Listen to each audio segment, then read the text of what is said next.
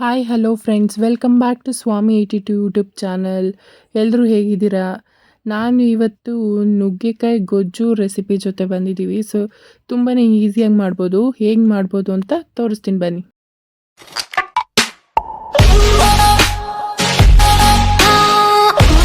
ನುಗ್ಗೆಕಾಯಿ ಗೊಜ್ಜು ಮಾಡೋದಕ್ಕೆ ಏನೇನು ಬೇಕು ಅಂದರೆ 2 ಈರುಳ್ಳಿ, 3 ಟೊಮೊಟೊ ಹಣ್ಣು, ಒಗ್ಗರಣೆಗೆ ಸ್ವಲ್ಪ ಕರ್ಬೇವಿನ ಸೊಪ್ಪು, ಸಾಸಿವೆ, ಜೀರಿಗೆ, ಎಣ್ಣೆ ಸ್ವಲ್ಪ ಒಗ್ಗರಣೆಗೆ, ಹಾಗೆ ಕಟ್ ಮಾಡಿ ಇಟ್ಕೊಂಡಿರೋ ಅಂಥ ನುಗ್ಗೆಕಾಯಿ. ತುಂಬ ಬಲ್ತಿರೋ ನುಗ್ಗೆಕಾಯಿ ಆದರೆ ಟೇಸ್ಟು ಚೆನ್ನಾಗಿ ಬರೋಲ್ಲ. ಇಷ್ಟಿದ್ರೆ ಸಾಕು, ಬೇಗನೆ ನುಗ್ಗೆಕಾಯಿ ಗೊಜ್ಜು ರೆಡಿ ಆಗುತ್ತೆ. ಇದು ಚಪಾತಿ, ರೊಟ್ಟಿ, ರೈಸ್ಗಂತೂ ತುಂಬಾ ಚೆನ್ನಾಗಿರುತ್ತೆ. ಈಗ ಒಂದು ಪ್ಯಾನ್ಗೆ ಸ್ವಲ್ಪ ಎಣ್ಣೆ ಹಾಕ್ಕೊಂಡು, ಎಣ್ಣೆ ಸ್ವಲ್ಪ ಕಾದ ನಂತರ ಸಾಸಿವೆ ಹಾಕಬೇಕು. ಈಗ ಜೀರಿಗೆ, ಸ್ವಲ್ಪ ಕರ್ಬೇವಿನ ಸೊಪ್ಪು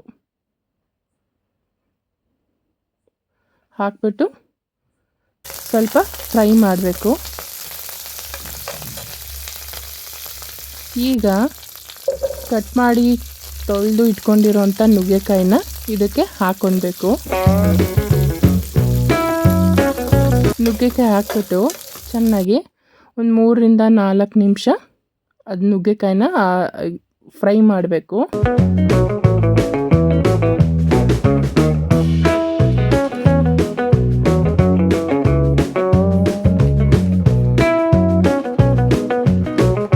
ಕ್ಲೀನಾಗಿ ಮಿಕ್ಸ್ ಮಾಡಿ ಫ್ರೈ ಮಾಡಬೇಕು. ಈಗ ನಾವು ಏನು ಟೊಮೊಟೊ ಹಣ್ಣು ತೊಗೊಂಡಿದ್ದೀವಲ್ಲ, ಅದು ಟೊಮೊಟೊ ಹಣ್ಣು, ಈರುಳ್ಳಿ ಹಾಕ್ಬಿಟ್ಟು ಸ್ವಲ್ಪ ಮಿಕ್ಸ್ ಮಾಡಿ,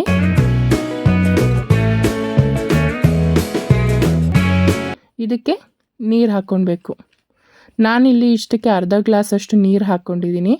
ಸೊ ನಿಮಗೆ ಗ್ರೇವಿ ಎಷ್ಟು ಬೇಕೋ ಅಷ್ಟಕ್ಕೆ, ಅಂದರೆ ತುಂಬ ಜಾಸ್ತಿ ಬೇಕು ಅಂದರೆ ಜಾಸ್ತಿ ನೀರು ಹಾಕ್ಕೊಳ್ಳಿ, ಸ್ವಲ್ಪ ಬೇಕು ಅಂದರೆ ಸ್ವಲ್ಪ ಹಾಕ್ಕೊಳ್ಳಿ. ನೀವು ಜಾಸ್ತಿ ಗ್ರೇವಿ ಮಾಡಬೇಕು ಅಂದರೆ ಇನ್ನೂ ಒಂದು ಟೊಮೊಟೊ ಹಣ್ಣು, ಈರುಳ್ಳಿ ಎಲ್ಲ ಜಾಸ್ತಿ ಹಾಕ್ಕೊಳ್ಳಿ. ಈಗ ಒಂದು ಸ್ವಲ್ಪ ಉಪ್ಪು ಹಾಕ್ಕೊಳ್ಬೇಕು. ಉಪ್ಪು ಹಾಕ್ಬಿಟ್ಟು ಚೆನ್ನಾಗಿ ಮಿಕ್ಸ್ ಮಾಡಿ, ಯಾಕೆಂದರೆ ಉಪ್ಪು ಹಾಕಿದ್ರೆ ನುಗ್ಗೆಕಾಯಿ ಟೇಸ್ಟಾಗಿ ಇರುತ್ತೆ ತಿನ್ನೋದಕ್ಕೆ. ಉಪ್ಪು ಹಾಕ್ಬಿಟ್ಟು ಈಗ ಇದರಲ್ಲೇ ನಾವು ಬೇಯಿಸ್ಕೊಳ್ಬೇಕು.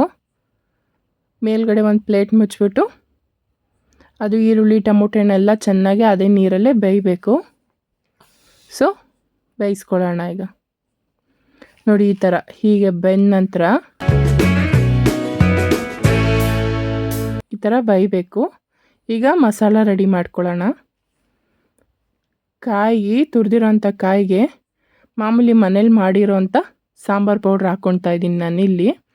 2 ಸ್ಪೂನು ಸಾಂಬಾರು ಪೌಡ್ರು, ಸ್ವಲ್ಪ ನೀರು ಹಾಕ್ಬಿಟ್ಟು ನುಣ್ಣಗೆ ರುಬ್ಕೊಳ್ಬೇಕು. ಈ ಥರ ನೋಡಿ. ಈಗ ಇದೇನು ಬೆಂದಿರೋಂಥ ಟೊಮೊಟೊ ಹಣ್ಣು, ಈರುಳ್ಳಿನೆಲ್ಲ ತಣ್ಣಗಾದ್ಮೇಲೆ ಜಾರಿಗೆ ಹಾಕ್ಕೊಂಡು ಅದೇ ಮಸಾಲ ಜೊತೆಗೆ ಮತ್ತೆ ರುಬ್ಕೊಳ್ಬೇಕು.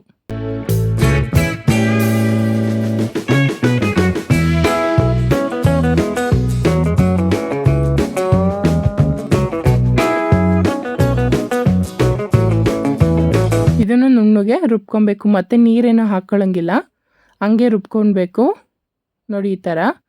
ಈಗ ರುಬ್ಬಿದಾದ ನಂತರ ಇದೇನು ನುಗ್ಗೆಕಾಯಿ ಬೇಯ್ತಾ ಇದೆಯಲ್ಲ, ಅದಕ್ಕೆ ಈ ಮಸಾಲಾನ ಹಾಕ್ಕೊಳ್ಳೋಣ. ಮಸಾಲಾನ ಹಾಕ್ಕೊಂಡು ನೋಡಿ, ನಿಮಗೆ ಎಷ್ಟು ಥಿಕ್ನೆಸ್ ಬೇಕೋ ಅಷ್ಟು, ನೀವು ಗಟ್ಟಿಗೆ ಬೇಕು ಅಂದರೆ ಗಟ್ಟಿಗೆ, ತುಂಬ ತೆಳುಗೆ ಬೇಕು ಅಂದರೆ ತೆಳುಗೆ ನೀರು ನೀವು ನಿಮ್ಮ ಇದ್ರ ಪ್ರಕಾರ ಹಾಕ್ಕೊಳ್ಬೇಕು. ಸ್ವಲ್ಪ ನೀರಂಗೆ ಮಾಡ್ಕೋಬೇಕು, ಮತ್ತು ಅದು ಕುದೀತಾ ಗಟ್ಟಿಗಾಗುತ್ತೆ.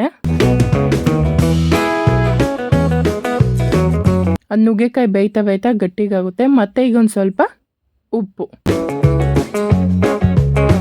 ಹಾಕ್ಬಿಟ್ಟು ಚೆನ್ನಾಗಿ ಮಿಕ್ಸ್ ಮಾಡಿ, ಈಗ ಟೇಸ್ಟ್ ನೋಡಿಬಿಟ್ಟು ಮತ್ತು ಉಪ್ಪು ಖಾರ ನಿಮ್ಗೇನಾದರೂ ಬೇಕು ಅಂದರೆ ಮತ್ತೆ ಆ್ಯಡ್ ಮಾಡ್ಕೋಬೋದು. ಮಿಕ್ಸ್ ಮಾಡಿಬಿಟ್ಟು ಚೆನ್ನಾಗಿ ಕುದಿಯಕ್ಕೆ ಬಿಡಬೇಕು. ನುಗ್ಗೆಕಾಯಿ ಎಲ್ಲ ಬೇಯಬೇಕು. ಅರ್ಧಂಬರ್ಧ ಆಲ್ರೆಡಿ ಬೆಂದಿರುತ್ತೆ. ಈಗ ಫುಲ್ಲು ಗೊಜ್ಜಲ್ಲೇ ಬೇಯಿಸ್ಬೇಕು. ನೋಡಿ ಮಧ್ಯ ಮಧ್ಯ ತಿರುಗಿಕೊಡ್ತಿರ್ಬೇಕಿಲ್ಲ ಅಂದರೆ ತಳ ಒತ್ಬಿಡುತ್ತೆ.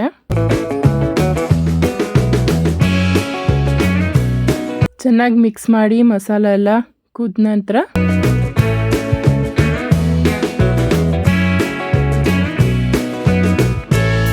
ನೋಡಿ ಹೀಗೆ ಚೆನ್ನಾಗಿ ಕುದಿಬೇಕು. ಕುದ್ರೆ ರೆಡಿ. ನೋಡಿ ನುಗ್ಗೆಕಾಯಿ ಗೊಜ್ಜು ರೆಡಿಯಾಗಿದೆ. ಇದು ರೊಟ್ಟಿಗೆ, ಚಪಾತಿ, ಅನ್ನಕ್ಕೆ ತುಂಬಾ ಚೆನ್ನಾಗಿರುತ್ತೆ. ಸೊ ನೀವು ಒಂದು ಸಲ ಟ್ರೈ ಮಾಡಿ ನೋಡಿ ಹೇಗಿತ್ತು ಅಂತ ತಿಳಿಸಿ. ಯಾರೆಲ್ಲ ಸಬ್ಸ್ಕ್ರೈಬ್ ಆಗಿಲ್ಲ ಬೇಗ ಬೇಗ ಸಬ್ಸ್ಕ್ರೈಬ್ ಆಗಿ, ಲೈಕ್ ಮಾಡಿ, ಶೇರ್ ಮಾಡಿ. Thank you for watching.